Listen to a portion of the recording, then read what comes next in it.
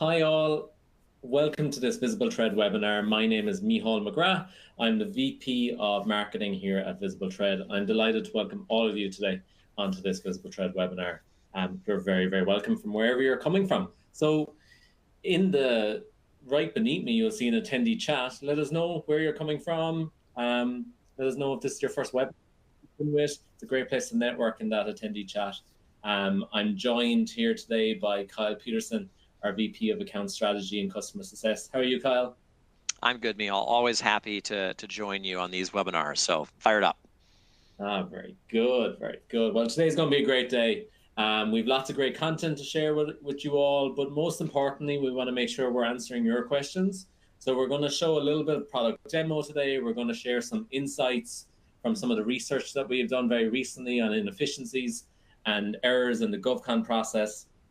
But we hope to answer your questions. So there is a Q&A chat right beneath us. So you're very welcome to share any questions that you may have in that. Ask them at any point. Me and Kyle will drop it. We'll try and tackle them as we go, and we'll definitely try and get to all the questions. If not, we'll follow up afterwards. So we are, if you've never seen VisibleThread before and this is your very first webinar with us, we are an RFP software for government contracting. We have over 250 customers worldwide and thousands of users. Our focus is to remove some of the tedious, more manual and risk-related tasks to do with the RFP process. We help you automate and improve some of your processes, ensuring that you have a better quality of product and eventually be more competitive. So if you have any interest or if you'd like to know more about our products and solutions, you're going to see a little bit of demos throughout today. Kyle's going to share some of his knowledge and insights. Kyle works with lots of these customers directly in his role, and we'd be more than happy to tackle any questions you may have. Today's presentation, if you've been following along, you might have been on some of the previous webinars, but this is part 3, so we're over halfway, which is great. It's been a hell of a journey to get to this point, but we've seen so many great insights and great pieces. So this is number 3 of 4 webinars. The first webinar was 2 weeks ago with Cynthia Bruce from PreciseLink. Cynthia shared her thoughts on collaboration in a GovCon process. So how she works with other teams, how she works with maybe the US government in terms of industry days. She talked about how to handle yourself in a meeting, how to collaborate with others. There's some really good positive notes from that presentation and good insights. No matter what role you are or have, I think you get some benefit from that. Last week, we talked to WickedPoint. We talked about data management. We spoke about what the best practices of SharePoint is. We talked about how to manage your data. We talked about really specific things like meta tagging and how to structure your folders and documents in order to have better searchability and trust your documentation a little bit better. That really leads towards RAG, regulated retrieval augmented generation, which ties into AI processes and pulling from your SharePoint to get better AI results. We led into that conversation. We took it from a GovCon perspective. Really, really interesting insights from that. Today, we're going to look at real common inefficiencies. And next week, we have Heather Murray, who is a consultant who focuses on AI for non-techies. It's her focus. So she's going to put Fergal McGovern, our CEO, in the hot seat and talk about AI in regulated spaces. So all of this content and some of the bonus materials that you see here, you're already signed up, actually, because you're on this webinar, but you're going to get everything as all this becomes on demand, as all these guides become released, all that is going to be sent to you. So you're in a fortunate position. Feel free to share the content. It's open sourced. We'd love you to share it with your colleagues and peers. Now, moving swiftly on, Kyle Peterson is our star of the show today. Kyle, how are you? I'm doing quite well, thanks. You had me at AI, inefficiencies, and contracts. Very, very good. Kyle, do you want to give a little bit of an overview of your role and who you are?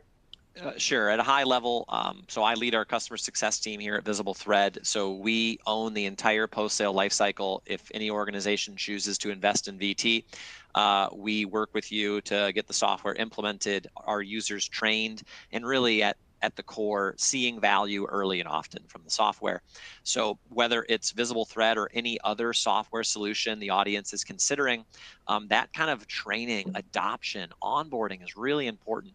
And sometimes I don't think gets enough attention when you're in a buying cycle. You know, we're focused rightfully on cost, we're rightfully focused on function. But once we finally buy it, do we think, oh man, phew, that's done? Well, the real work really starts once we bring the software in. So I've kind of seen the good, the bad, and the ugly in terms of bringing software in-house to attack some of these inefficiencies. And I just work with our user group every single day, and that runs the gamut from bid and proposals, contracts, programs, procurement. So excited to kind of share some stories, as I always do as well. I'll hold my fire for now. Very good. But if you have any specific questions for Kyle as we go through the presentation, drop them in the chat. And also feel free to connect with us on LinkedIn, even if you're following the page, but also connect with Kyle and myself. We're happy to take questions afterwards and get your thoughts on the webinar and our content and everything VT. So today's agenda is quite full. Me and Kyle, this is the second time we're running through this agenda. So it's the second time we've presented this this kind of showcase. And it's going to be hot and heavy. It's going to be fast. We hope to show you some really interesting stats and some use cases along the way. So we hope you benefit. What we're going to do, first of all, is talk about common inefficiencies, things that we're seeing in our networks. We're going to talk about the ROI and how to address these efficiencies, how to make a business case. We're going to talk about data management. We're going to talk about AI, burnout, briefly at the end. And then we're going to try to summarize it all into some recommendations for the future. So it is going to be quick moving, but it's quite an energetic pitch, and I hope you all enjoy it. Where the stats are coming from. So over the last month or so, we have been surveying our network, our customer base, our community, and we've been getting their insights on the government contracting industry as it stands today. We've had huge support in putting this State of the Industry report together. It's almost ready. We're 3 weeks from pushing this out live. Because you're registered for this webinar, you're part of the campaign, and you're going to receive this guide in your inbox very, very soon. Now you're going to see a sneak preview of all those stats today, but you'll see the full documentation in about 3 weeks' time in the middle of October. So if you were part of this survey, like many of you were, I can see in the chat, we're thankful. We're really, really thankful that you were involved. It's a really impressive piece of content, and I think it's going to serve as good for preparing for next year. So thank you so much. Right, let's get into it. So the overwhelming question, what is the biggest problem in GovCon today? What are our teams facing the most? So the two big things that come up are inaccurate documentation and redundant processes. So this is not a surprise. But inaccurate documentation, to dig into that a little bit, when we surveyed our audience, it was about internal documents. It was documents that they didn't trust how updated they were. They didn't trust the organization of them, how well kept they were. So even things down to boilerplates, were they up to date? Can I use this boilerplate on this RFP versus the last RFP? Is this technical information legit? Is it up to date? Do I need to qualify it? They're struggling a lot with those kind of internal documents and how they're managed. The second piece of that of being redundant processes is from start to finish, from the no-go process, or retrieving the bids, to creating a bid, to producing the output. There's a number of processes throughout that period where a lot of our community and customers feel like there's areas that we can use technology, or there's even human parts of that process that can be improved. Especially when it comes to the no-go, the capture phase, that's where a lot of the most interesting comments kind of came out of. And the final part of that, miscommunication and technology misuse. Miscommunication came up an awful lot in our first webinar with Cynthia Bruce about how to handle ourselves in a meeting how to come informed, how to communicate well with data to our other teams, how to convince other stakeholders about priorities. And the last piece on technology misuse, are we using the right technology for the right use case? Are we getting the most out of the technology we have? Are we working directly with maybe the vendors that are providing the technology? Do we have access to more resources on that piece? All of these things cropped up when we asked the leading questions of what problems do we have in GovCon.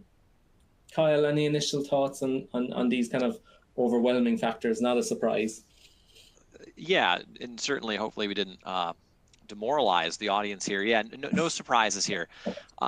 We see the pace that bid and proposal delivery program teams work at is really impressive, and probably arduous is a better word, where we're always on to the next bid, always on to the next deadline and due date. And I think in the process of that, always on to the next one, that kind of back end organization, devil in the details, which piece of content do we want to repurpose? Do we want to recycle for later, can get lost? Where do we store documents? How do we name them? It's important, but it's hard to do when teams are stretched and when they're under the gun. And so that leads to your point, that kind of this inability to trust certain data, or even, can I find it? And so that then it's inherently linked to redundant processes. We then do the same things over again. Well, I'm recreating content that maybe I don't have to because of the above problem. And then there's a lot of problems out there. There's a lot of solutions and a lot of technological solutions out there. But user groups, industry should be thoughtful in terms of what problems do I need to solve. That then leads to the solution, as opposed to the other way around. So I could certainly kind of expand more, but I think for right now, that's enough to chew on. No, that's great, Kyle. And it's interesting, when we tried to dive in deeper with some of the respondents of the survey, the capture phase and research phase came up quite heavily in that, in terms of, are we going after the right bids? Is there more processes that we could advance in that phase? I know you're going to show an example later on of something you can do using VT Docs, or it's a really strong idea in terms of a way of being intelligent, look at things and maybe optimize that process. What's interesting in the survey is that a lot of our community are, I suppose, investing time in researching new technologies to improve their process. So they're open, or very open, to adopting new technologies, and that's great. That means that we're on an upward curve in terms of, we're not willing just to sit in our problems, that we're looking for solutions. But there's an awful lot of blockers that they face when they're about to adopt new technologies. When we dove a little bit deeper into that, so what's stopping this innovation? What's stopping us adopt technology? What's stopping us change our process? These are the kind of factors that come up mostly. So the biggest one and the most heaviest one, and I think it ties to AI in particular, is data privacy and issues with security. So this seems to be one of the biggest blockers that maybe our users, our community are facing when trying to pitch a new technology internally. Kyle, any thoughts about that kind of security element being a blocker? Yeah, it's a rightful blocker in terms of, if we're looking at any kind of technological solution, digital transformation, digital enhancement, organizations have to be concerned and thinking about, what connectivity will this software have with my internal systems? What will it have with the outside world? Will content that I review in it be exposed to the internet, to the outside world? Yes or no? Really, really important. So that should slow the decision-making process. What I'd encourage people to do on the line is, if you're reviewing any kind of solution out there, if you're reviewing vendors, bring IT into those conversations early. Too often, I feel like they get brought in at the end of the discussion, and then they are seen as a blocker, or they might nix any kind of sale or installation entirely. And then this also goes back to what I was saying earlier. Organizations need to have thoughtful, honest conversations about, what kind of data do we need to analyze, and that will then dictate the type of solution and where it needs to sit. So consider that beyond the, can the software help me? It's a really important decision-making point. So it shouldn't be seen as an obstacle if you're bringing in those IT and security colleagues early. Just like lawyers, we don't want them on our bad side. Do you want me to talk to cost or conflicting priorities there, Mihal? Or talk to cost. Absolutely, talk to costs first, Kyle, if you don't mind. And then cost is an interesting one. Cost is all relative, of course, but it's important. Organizations have limited amounts of money they can spend. Every dollar spent has opportunity cost. And so I'm in no way kind of waving away the importance of cost when we're thinking about buying potential software solutions. What I'd encourage the group to think about is, how can we justify a purchase? And how do we put cost into perspective and into context? So as you're reviewing your process, looking at problems you're trying to solve with this software or digital enhancement, put the problem into dollars and cents, into time savings. What is the cost of this problem? And what I encourage users to think about is, you've got to go beyond superficial. This will save us time, and this will avoid inefficiencies. Of course. But you need to get more specific. This problem is costing us $500,000 a year. Can then make a $50,000 software purchase not seem quite so radical, unless you go in thinking, well, yeah, I need to save time, but man, this piece of software is $50,000. So think about it that way. And just like vendors need to make a case and sell, organizations need to sell internally too. Why is this worth our hard-won investment? It ties directly into the next point, and kind of combining those priorities and getting on the same page with your organization. I always say buying technology is a skill. 70% of digital transformation projects fail. Everyone knows these stats. We've heard them a million times. But it's all about creating that connection to dollars, or connection to impact that this new innovation is going to have for you. It's also a lot about bringing people in early, as Kyle said. If security is often a blocker for you, it's bringing in IT teams early. If it's conflicting priorities, it might be bringing in stakeholders and leadership teams early. So creating a business case or an ROI case is something that is something not to be underestimated as a task. Even if you see the absolute benefit of the software almost from day one, you still need to convince everyone around you that that's going to be the case. Correct. Only other thing to add there is be ruthless. Problems, and generally more than one, what they're looking to solve. I'd recommend you really prioritize those. Don't bite off more than you can chew. I'll give you one quick example, and I'll be done. I was working with an organization. They brought VisibleThread in-house. Great news for us. But they were telling me, well, Kyle, I'm hiring 5 new proposal managers. I'm finalizing my proposal management process, and I'm bringing in VisibleThread at the same time. I'm not saying it can't be done, but you're asking a lot of your team, of your users, of your IT team. So just think about, from day 0, from purchase, think about the next 6 months. What does that look like? One other quick example. We had a customer that bought the software. Well, Kyle, I can't sit for training for the next 4 weeks because of our just proposal context we're in. We're just under the gun. Okay, that's fine, but you're losing a month. And so think about timing and what do the next 6 months look like, so that we don't bring this software in and then kind of sit on it as well, because we want to see early time to value. And that's not just me saying that as a vendor. Organizations do too. If we're spending the money, we want to see the return as soon as possible. So just be cognizant of that. Yeah, that first renewal always comes quicker. No matter what you buy, it always comes very, very quickly. But it's interesting that our audience right now, 90% of them see the issues that they have internally and see the impact that that's having on their win rate and how competitive they are. So individuals in their RFP teams, no matter if they're sitting in capture or proposals or contracts or compliance or wherever you're sitting in that organization, you can see the impact it's having to the bottom line of your company. And making that case is a skill. And that can be often the biggest factor in terms of being able to get your point across is being able to tie back to how competitive you are. Next up, Kyle's gonna show some use cases of where maybe innovation or technology can improve the process, especially in the early parts of a proposal. If you have any questions or you want us to go into more detail, now's a great time to ask them so we can kind of demo in the product and show you some real use cases. So Kyle, I'll keep an eye on the Q&A chat, and I'll let you do your thing. Perfect. Thanks, sir. So Mihal's kind of teed me up with a specific example here. I'll speak to that, and I might speak to one or two others.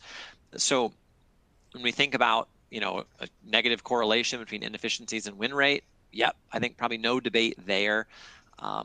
What examples can we share that speak to reducing some of these inefficiencies, putting our time and money, our kind of B&P resources against the most fruitful opportunities? Let's start there. We come across organizations where maybe we are bidding against a lot of opportunities, which is certainly any organization's right. But are we bidding against them with, full visibility into how we stack up? What risks are inherent to this solution? What solutions are my customers asking of me? And so we're seeing VT docs in this folder. I have a variety of different hypothetical opportunities, SALs, PWSs, RFPs, that maybe I'm thinking of pursuing as an organization. Generally, we have a rough idea of where we want to start, of course, but could we use something like a search dictionary to say, hey, which opportunities here call out, women-owned small business set-asides, service-disabled veteran-owned small business set-asides, and we can start to kind of stack them up where these terms appear, and this opportunity, and this, not here, not here, not here. So we want to kind of bring data analysis and kind of showing our work to the equation. So you can look at size standards and NAICS codes, for instance. We can vet these opportunities against risk elements, and this is customizable to your context and to your environment. But in this hypothetical, I think that OCONUS, that's outside continental United States, work is risky. Anything dealing with overtime, Service Contract Act, charging cost, collective bargaining agreements, that's risky in this hypothetical. And I'm starting to see density of hits of those risky terms and kind of these three opportunities here. But then we can also look at these things against capabilities. Do we have the ability to deal with agile development? Well, this opportunity over here is asking for it. Sweet. Do we want to get into kind of AI, machine learning? Once again, this is more of an IT solutions type example, but we can start to slice and dice these opportunities and say, based on these capabilities, this opportunity does seem to be within my wheelhouse, more so than anything over here. So we still need to read and understand these opportunities. We still need to understand our customers and have relationships with them. But can we bring this kind of analysis to a bid, no bid decision-making gate? Could we share some of this information with teaming partners or with leadership? Why do we think pursuing these opportunities is a good bet and it's a good investment beyond just we know them and we've done work with them before? We want to think about that. And we can very quickly analyze multiple opportunities at once. Now, for those maybe in situations or contexts where it's like, well, Kyle, we know exactly what we're going to pursue every year. The vetting isn't necessarily quite so relevant. Fair play. In this case, I've grabbed the Soup 6 RFP. We can look at specific RFPs and we can still bring these dictionaries to bear against them. But, we can look for all kinds of different search terms here. Section L type requirements, due dates, margins, font, shall statements, risk statements once again. And we can very quickly shred this into Excel or to Word, flagging these search terms where we're getting our requirements into an actionable, filterable output that we can use to start to craft our response, create a compliance matrix. So I've left VT, I'm in Microsoft Excel now. Here, this content pane, this is the solicitation verbatim, word for word. But we see our dictionary coming into play here. Anything from shall statements highlighted, terminations highlighted, due dates highlighted, and the color coding feature also allows us to better parse through this information. It's easier on the eyes, and I can filter as well. One other quick story that I came across recently, I was working with a user. They run these types of shreds on RFPs, and then they send this output to their teaming partners and say, I want you to list and show me, on this line here, do you have the ability to perform that requirement? If so, prove it. Cite a contract that you've worked on in the past. Provide CPARS data. And so they actually send this output to their teaming partners to fill in right here in line. And we're having our teaming partners put their money where their mouths are, as opposed to sending them an entire SOW saying, hey, can you do this? Oh yeah, we can do 80%. So that is not only a time savings benefit there, it's working more collaboratively with our teaming partners and also putting ourselves in a better competitive position. And if we find out that some of our teaming partners really can't do it, we know that earlier, and then we can go out and maybe source different partners sooner rather than later. So that's just one quick example of VT Docs. There's more there, but there's a lot of parts of the process that you could automate. Think about what's most painful, what's most impactful in terms of winning and losing, what kind of work you're doing, what kind of documents, and then you can link that to a potential solution. I'll pause there. No, great. That's a great demo, Kyle, and a good explanation. There's a couple of interesting questions in the chat. The two of them kind of combine about customization. So how customizable is what you're sharing there in terms of the dictionaries and, even the search terms that you're looking for? Sure. Good question. So I'll bring my screen back up just to help me make my point. Sure. Keep those questions coming in as well, guys. As much as possible, we're happy to answer. That's it. We love the questions. So VT Docs, in terms of functionality, this is consistent. Any user, any customer has the ability to do those dictionary searches, those shreds, acronym extract, and comparison reports. That's standard. No kind of customization required here.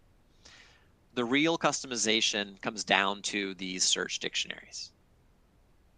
These are very easy to create, and I'm going to jet down to a couple of specific ones. And you don't need 400, I promise. I just do this every single day.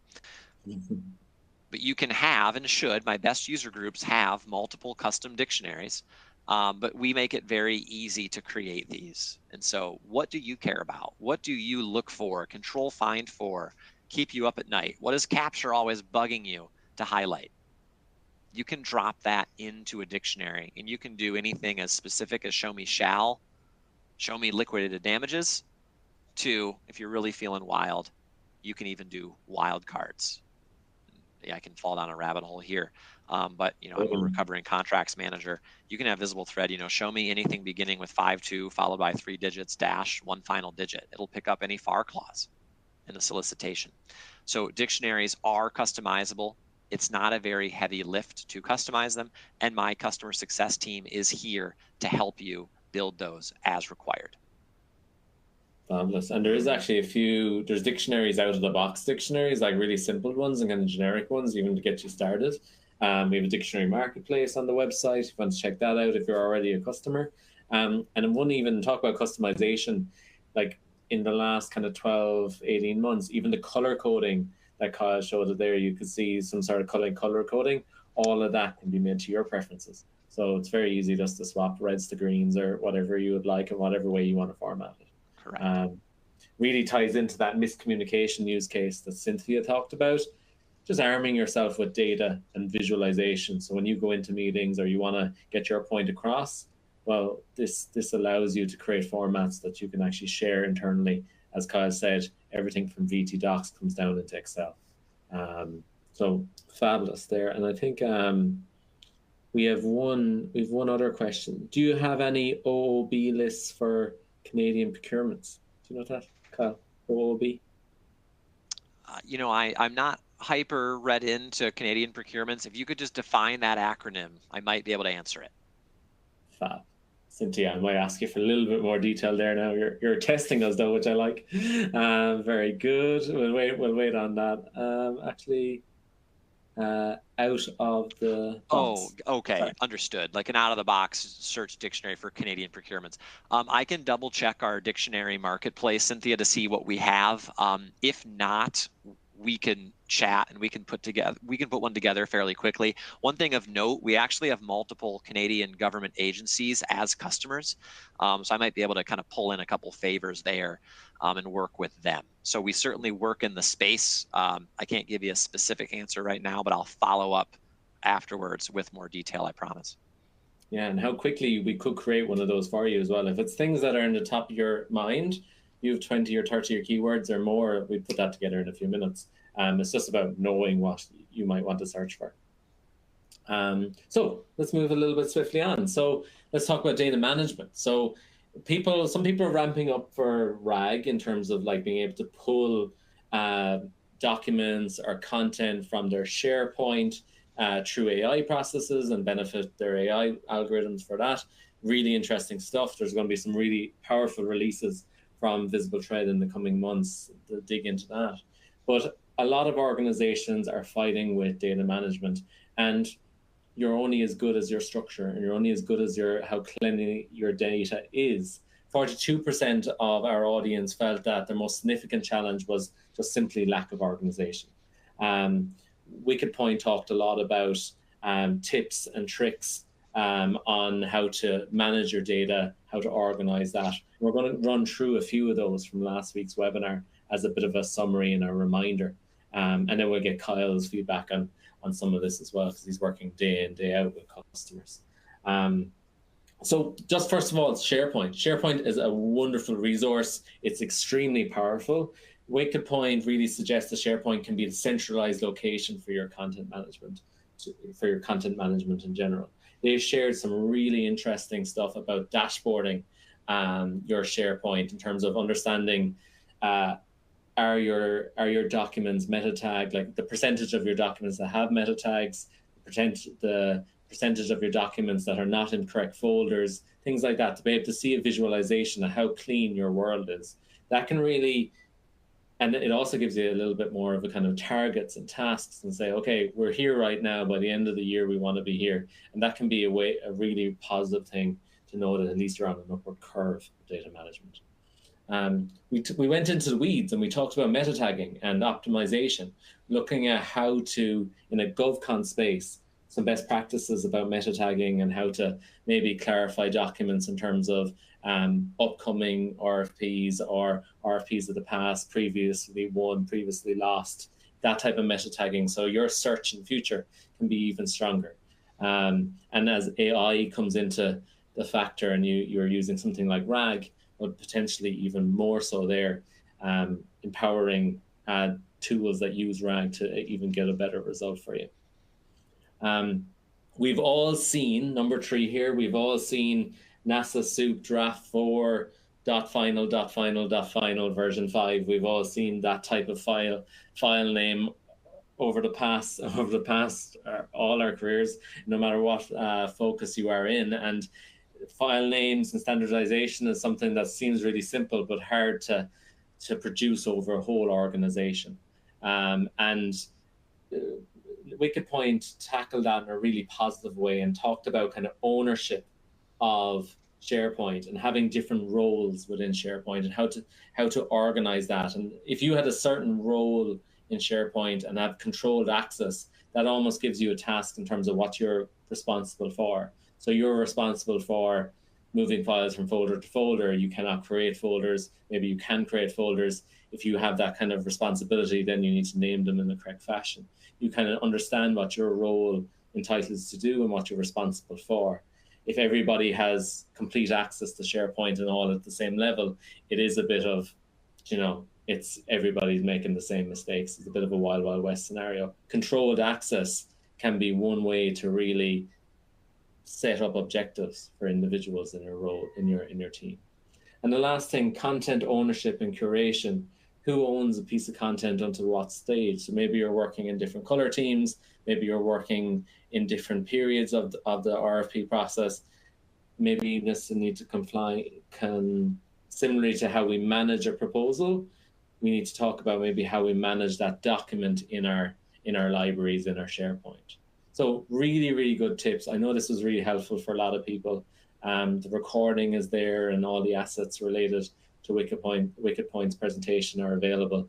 And they're actually going to join us later in the year for a kind of deeper dive into SharePoint at our Optimize event in December. But Kyle, any thoughts on data management, SharePoint?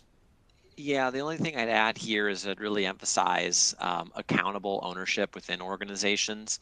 If you don't kind of have a data czar, it doesn't even need to be a data czar, but I think a lot of organizations know this is a problem. We know we need to do this. The hard part can be the implementation.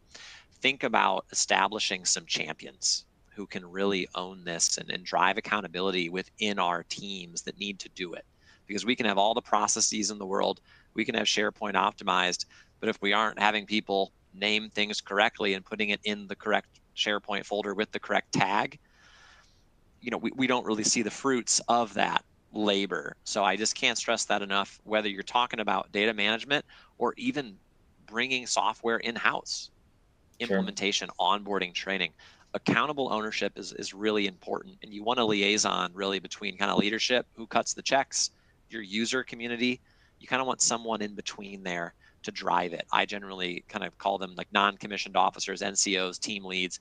Think about it that way, and that'll help. Everyone's busy. That'll help drive these initiatives along and take them from, oh yeah, that's a good idea, we should do that, to, wow, look at us go. Very good. And actually, if you were already subscribed to this content campaign, you would have received the recording and slides yesterday in your inbox for WickedPoint's presentation. So they did a super job, Natasha and Shelley over there. Feel free to check out those summary notes. And at the end of all of this presentation, we will be sharing everything with across the way. So moving swiftly on, and we're really excited about to show you some of the developments of VT Writer if you haven't seen them before, but AI has been the overwhelming topic over the last 18, 24 months. And this is not surprising in a way, but it's just such an overwhelming stat that 100% of the audience that were surveyed are familiar with AI in GovCon. So they're using it. So they're using ChatGPT, or they're using something like VT Writer, they're using something bespoke, or maybe they're using something generic that they're kind of folding into their own process. However, the really impactful stat that I see in this is only 11% are extremely familiar. And I just want to kind of nail that stat in regards, if you feel like you've missed the boat in AI, if you feel like there's so much content out there and I don't know where to start or how to go about finding how to understand if my problem and is AI the right solution for the problem that I have right now, trying to understand those things, you are not alone. You're not the only one out there trying to tackle this problem. You're not the only one looking for AI to maybe make a solve in your process. And it's to understand that there is plenty of content out there. There's courses, there's other elements that you can benefit from. And we're all learning as we're going. Prompting is a skill that we have to develop over time. Kyle is going to share some basic kind of prompting and elements from his world and share some insight from what he's learned so far. Yeah, so no, you're not alone at all. I've gotten a lot better at prompting myself. So I'm going to show the group a little bit of generative AI in action. That's kind of the buzzword of, it feels like the last year and a half. What can we do to help teams, whether you're bidding proposals, whether you're procurement or generating RFPs downstream to your supply chain? How can we more quickly kind of put pen to paper, start generating responses where we won't eliminate the human entirely? I don't think we should. But can we speed up some of that writing and creation process? And you can spend more time refining, bringing in requirements, checking for compliance, all that good stuff. And that's where Gen AI can really help. Kind of first starts, first drafts, refining, summarization, etc. So let's see now VT Writer. This is a kind of sibling product to VT Docs. So I'm in Microsoft Word. which we should just see in just a moment here. Perfect. So this is where I'm doing my writing, and I'm purposely saying sweet blank sheet of paper there, Kyle. That's on purpose. So we have a VT Writer plugin for Microsoft Word, and so this is Visi is our LLM. This is our Gen AI engine right within Word. So these are over here to the right, custom prompts ready to go for your users. So in that stat earlier where not everyone's feeling like an expert, that's okay. Your users don't need to be experts either. You can work with vendors like VisibleThread to create some of these prompts where and let's use this draft RFI response. That's what I'm trying to do right now. Let's create a draft RFI response. I click this, and then down here, kind of within the Visi engine, this is the prompt kind of editing space. The prompt is built for me. I'm just customizing it for this specific effort. And so we see these purple boxes. So in this case, those familiar with kind of the Army's modern software development opportunity that just dropped, you know, the person I'm responding to, U.S. Army, Contracting Command. What's the RFI called? I'm going to copy and paste this in. So we just insert here the RFI name. And, you know, you can also, you can customize the non-purple text, you know, for a RFI. Maybe I don't want a table of contents. I'm going to delete that here quick. You can still tweak this, but we just get you started. We get you 90% of the way there. You know, what is the project's purpose? Good question. I'm going to paste this in again.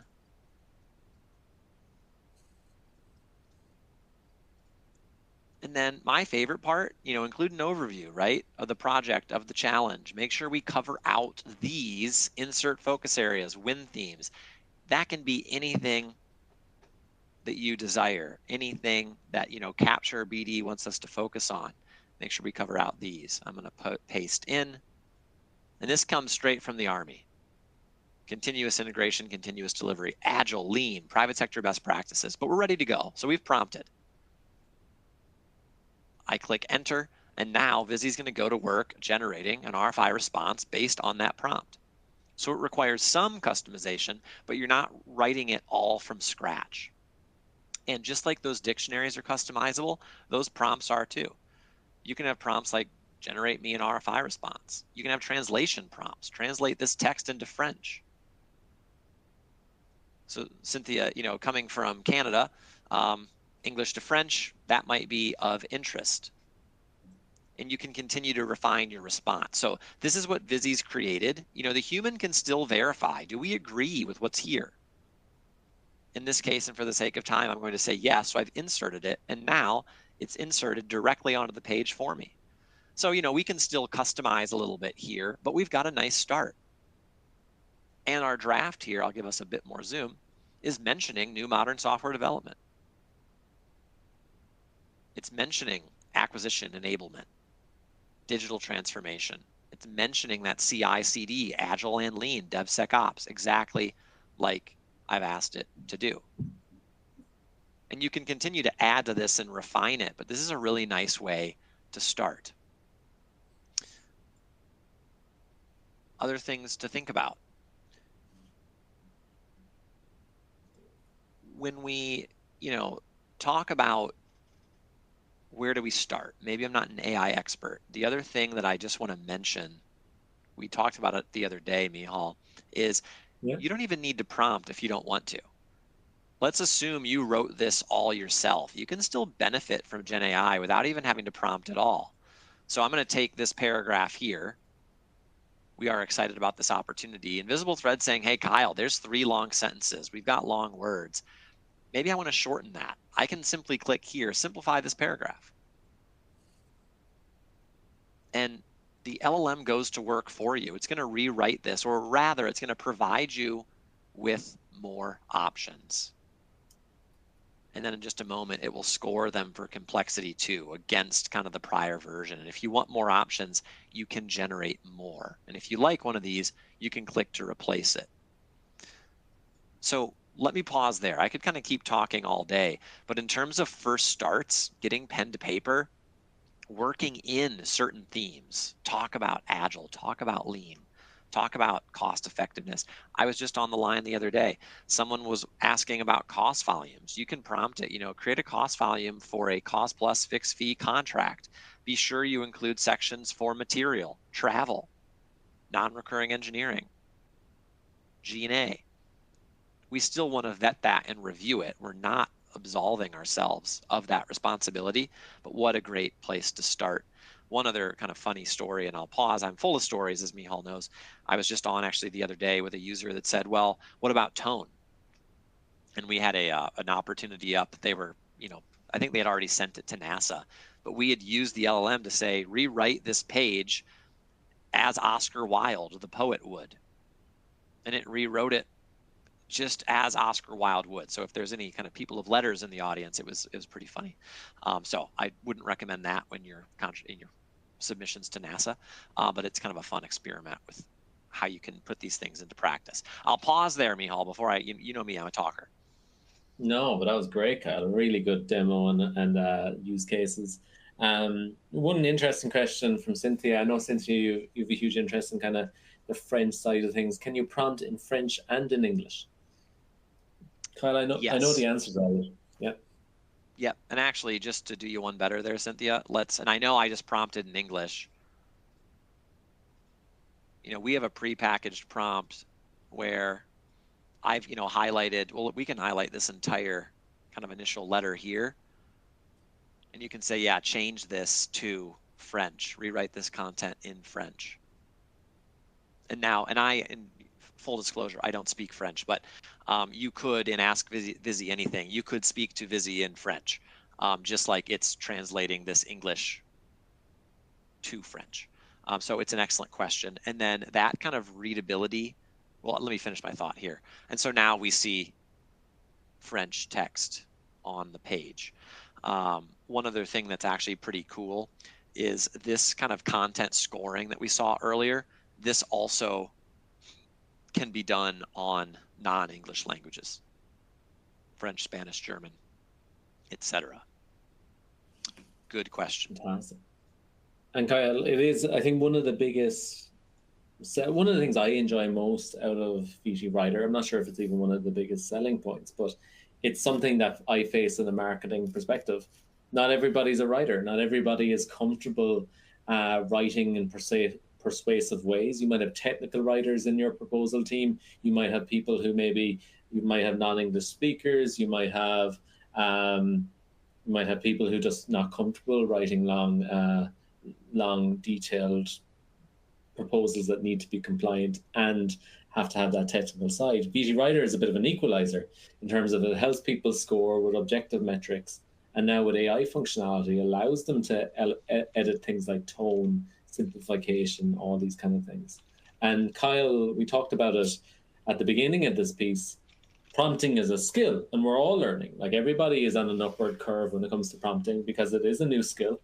There's lots of courses out there, including what we have on VT University, but we're growing our skill set in prompting. And one of the benefits, what you saw on the right-hand side with Kyle, there's pre-described prompts that are out of the box. Kyle mentioned you can edit them and they're fully customizable, but then they're part of your VT Writer ecosystem for all the people that use VT Writer. So if you've one really power prompter and someone who is into this and can be that advocate, let that person build that ecosystem, let them and help everyone else and share their prompts with everyone across your team or organization. I think that's one of the unique factors of VT Writer, the fact that you can save prompts, you can do what Kyle did there and have kind of insert here options. And that's such a really nice use case, and it's really empowering power users. Yeah, and one thing or two things to emphasize there is, yes, lean on power users. That is best practice, whether you're thinking about Gen AI or any kind of transformative software digital solution. Great place to start. And then also lean on teams like mine. Whether it's VisibleThread or any other vendor, are there customer success managers out there who can assist where possible? Will they get on the phone with you? We'll jump on Zoom and we can help you create prompts. We love that. Those are our favorite kinds of questions. And I'm very proud of our kind of, I'll say, face-to-face customer success model. So, for any software you're looking at, I would challenge vendors to ask them what that approach looks like. What does the support model look like? If and when you need it. You don't need it all the time, I'm not saying that, but when you do, what can you expect? Fabulous. And Kyle, there's a question in the Q&A box, but I know we're going to tackle a little bit of stat later on, but while it's there, security. Okay, so I'm not comfortable putting something into an open AI platform that might be related to you copied and paste win themes that might be very sensitive to your organization and threw them into a prompt. Tackle that from a VT writer perspective. Yes, and in my haste, I think I let off with it the other day. Great question. So VT Writer is able to be deployed 100% behind an organization's firewall. So it will have no connectivity to the outside world, to the internet. Mihal and I can't see what you're doing. The internet can't see what you're doing. And when you're working with VT Writer, our LLM isn't kind of being influenced. You're not influencing the LLM. So for a ChatGPT, for instance, if you are putting competitive content through ChatGPT, you're actually influencing ChatGPT, and then some of your tone, some of your competitive aura is now out there into the ether. So our kind of LLM is baked. It sits behind your firewall, no kind of outside exposure. That's an important question to ask any generative AI LLM provider. So we're proud of that, and that's really how it should be when we're thinking about competitive, secure communication. Very good. Great answer, Kyle. Keep the questions coming. If you want to see more of VT Writer or VT Docs, let us know, and we're happy to share. Or if you have any specific questions for your organization and want to talk to me or Kyle or someone in our team afterwards, we're more than happy to have those conversations. But what are the concerns with AI? And it just ties in what Kyle just said. First of all, is that data privacy element, a major concern of AI. Yep, I agree. Taking something that's quite sensitive or quite competitive in your organization and uploading that to a ChatGPT or Gemini or Perplexity or any of these kind of cloud-based, especially free or open source platforms, there's a risk involved there for sure. You want to make sure that you're in control of your own data and that you're not breaking anything that might be really sensitive to your organization, getting you in trouble and getting your teams in trouble, etc. We don't want to be doing anything like that. If you're having conversations with vendors, that might be the opening ask in terms of where is my data going to be stored, who has access to my data, all those kind of really important points.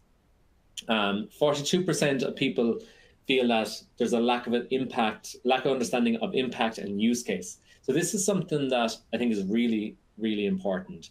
And we have the balance of VT Docs and VT Writer either side of the coin. VT Docs is wonderful because it's 100% inaccuracy. So if you're looking for keywords, if you're looking for searchability, you want 100% accuracy there. You don't want hallucinations. You don't want any sort of predictive technology to take control of that task. But for things that are more objective, like writing and tone and style and simplification of content, maybe AI could be a real source of improvement for your process there.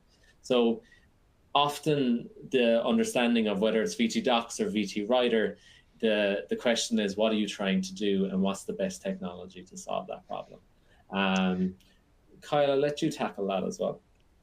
Yeah, I'd say we probably covered the data privacy topic probably pretty well here. I think the second, the impact use case, connecting problem, process, and product is so important. And I'm seeing out there on the street a bit of a disconnect, especially around expectations of what AI should or can do versus what I'm trying to do. And so I would really encourage anyone on the line who's thinking about this, bringing this in-house. There's a lot of horsepower here. It can do cool things.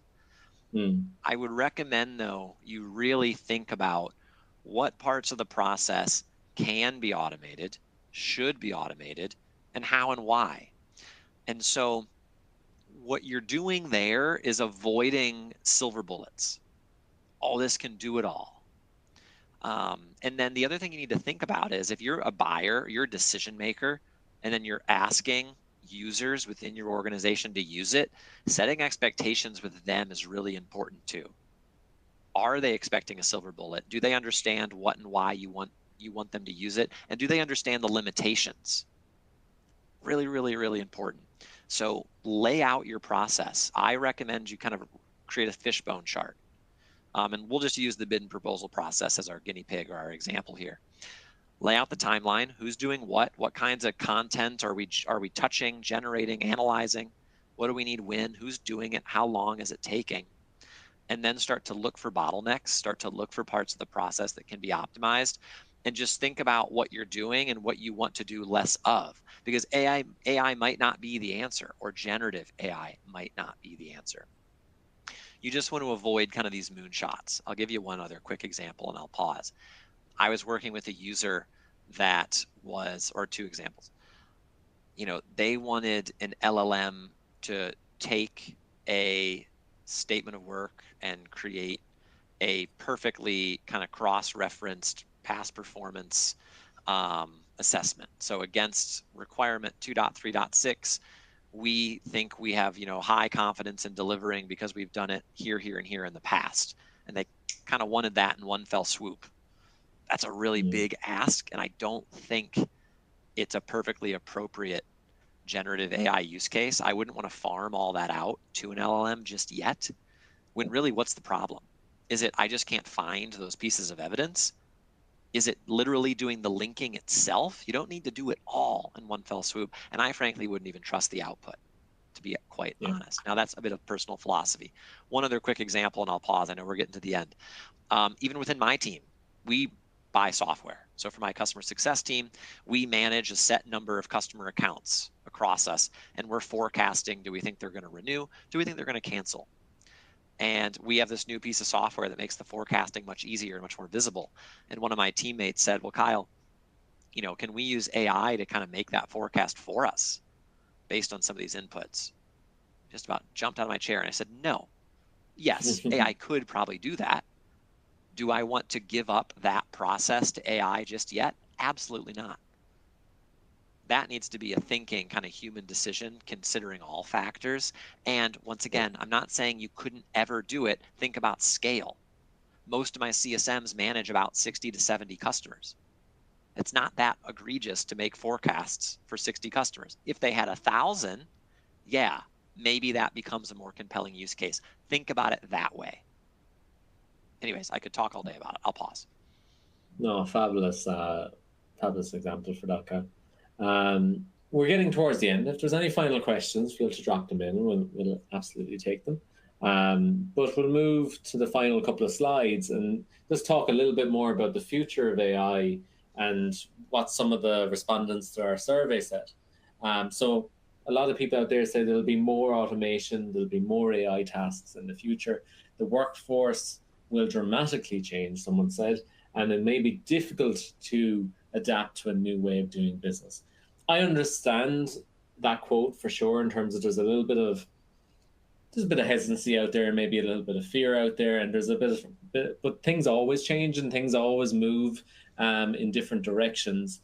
I would encourage people to understand that 11% stat that we saw earlier on, that most people are at the start of this journey, and it is a case of learning how to prompt, empowering advocates within our own organization. I've seen so many stories of AI teams or AI workshops in big organizations where they'll get a powerful individual to stand up and to share ideas. The idea of the use case there of someone developing customizable prompts within VT Writer and saving them and sharing them across the team, I think that's fabulous and it's a great use case. And the final point that comes up, there'll be a greater attention to security, integrity, and transparency when it comes to technology. I agree with that too. In GovCon in particular, security has always been a factor. We have 11 of the top 15 government contractors working with VisibleThread. Security since day one to now 15 years in the business has always been a factor. All our organizations and customers we work for care about security. AI is in the public eye, and now security is just very much in the public eye alongside it. Because people are trying to educate people and trying to make sure mistakes aren't being made and that data is secure. But I think the attention will come with that publication of everything. And it's a good thing. I think it's a really positive thing that people are more aware of the do's and don'ts when it comes to their own content. The final stats that we'll share, and all of these stats are coming from that State of the Industry report that will be shared with you in the next couple of weeks. With a lot more detail in that guide, and I look forward to sharing it with all. But unfortunately, there is some negative turns in the GovCon industry that's leaving to burnout. And these are not, again, surprising, but it's interesting to see that the size of the stats in terms of the biggest leading factors of burnout in GovCon are high workload, tight deadlines, lack of resources. These things seem to be always prevalent in the industry, and there's many individuals out there looking to remove some of the redundant processes to reduce the impact of burnout, to have more sustainable teams and more scalable scenarios. So I'm excited to see some of the innovation that's out there. I'm excited that 70% of the audience are looking to invest in technology and look to move forward with things, and love the curiosity that's about AI. It's very exciting times for GovCon. And one of the quotes, investing in development opportunities, whether it's technology-based or even personal-based, or, how to be, a good communicator or a good writer, investing in those development opportunities for our staff is a very, very important thing, especially at this turn point. Keep people happy and keep people in their workload. Kyle, any final notes, any kind of summaries for the audience? Yeah, I'd just say in general, really consider, there's a lot of pain, there's a lot of manual processes out there with competitive implications. Organizations are rightfully seeing these problems and investing in solutions to fix them. Just be really tight, have honest assessments of your process, prioritize ruthlessly what problems can we solve now, what require maybe greater investment, greater time. Think about those 6 months post-implementation. Are users going to be available to train? Do they know why they're there? Do they understand what they're being asked to do and what, if any, limitations there are to it? Really, really important. Work with vendor teams like mine to help shoulder that burden, but we can't do it all. We have to rely on internal champions as well, accountable champions, empowered champions. Great point, Cynthia. You got to be empowered if you're going to be accountable to drive that. So hopefully the group found this enlightening, relevant, actionable. I know you're busy people. Thank you for your time. I've had a blast as always. That's all I got. And thank you, Kyle. Thank you for your demos and your insights. As I said at the very beginning, do connect with us. Connect with Kyle on LinkedIn. Feel free to drop us a message at any given time. We'd love to talk to you. A survey will pop up at the end of this webinar. We'd love to have your feedback. Any topics you'd like to see in the future, any further questions you have, or even just a simple rating of what you thought of this webinar. I spoke about lots of resources, from the State of the Industry report itself to the on-demand recording of this to the slides. Everything will be shared with you. So the fact that you're on this webinar makes it easy, because you're already in this campaign and you're going to receive everything. My final note is we have lots of events coming up. We're in Anaheim in a couple of weeks in October. We're in Arlington, and we have a virtual event in December. So there's lots of opportunities to meet the VisibleThread team in person. Feel free to check out VisibleThread/events. You'll be able to see everything there and sign up to some of those events. All our events, all our content are free of charge. You're more than welcome to download everything. It's all open source. So without further ado, thank you all for coming, and thank you, Kyle, for your time. If you have any questions or follow-up, feel free to reach out to us. So thank you so much. Thanks.